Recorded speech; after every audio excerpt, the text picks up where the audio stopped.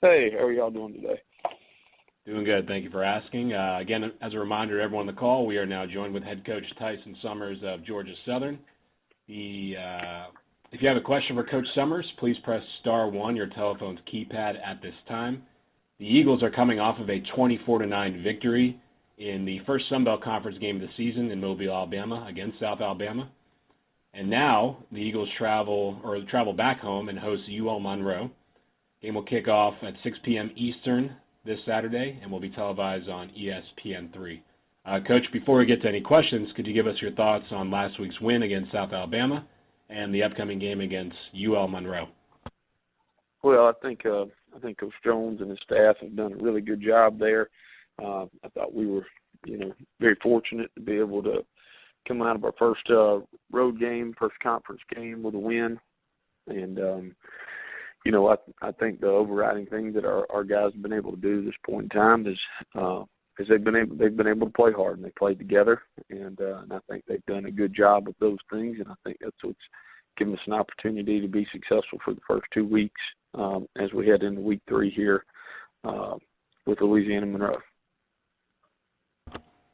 Thank you, Coach.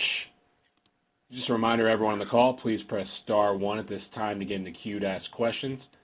Coach, against South Alabama, you used at least 3 running backs in the backfield. I mean, what does it say about your team that you have the depth at running back to rotate so many guys in? Well, again, it's one of the positions we feel like we have most of our depth at, and obviously we feel like we've got good players there.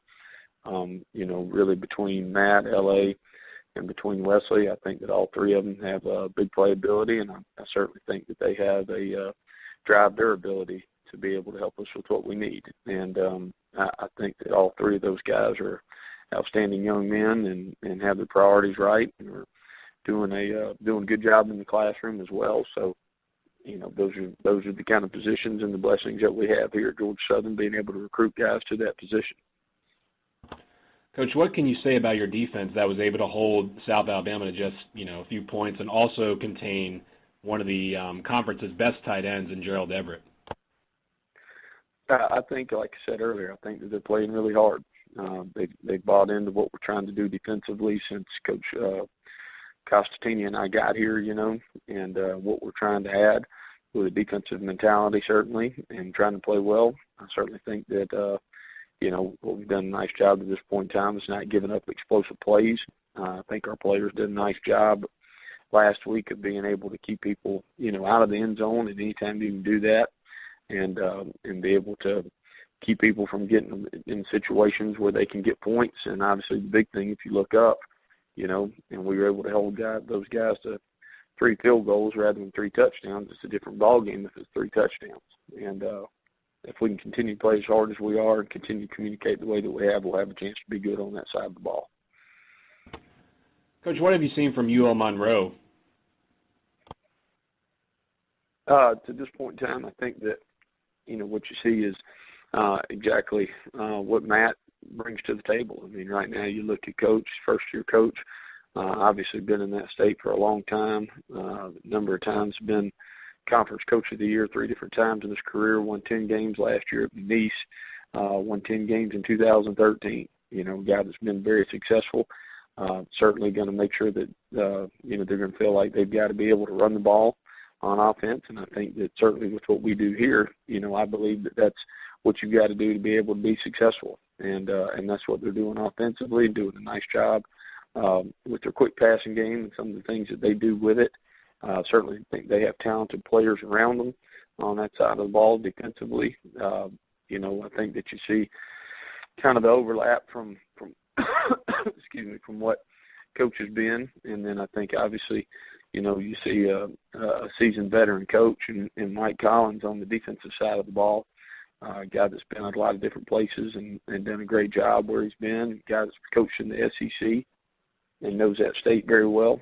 And I think what you see, with him is a guy that knows what he's doing, knows how to manipulate fronts, knows how to manipulate coverages, and certainly they have a base, in what they're doing with their 4-down package and trying to play, quarters coverage, but mixing up with the blitzes that they have, and we've got to be ready to play all those things.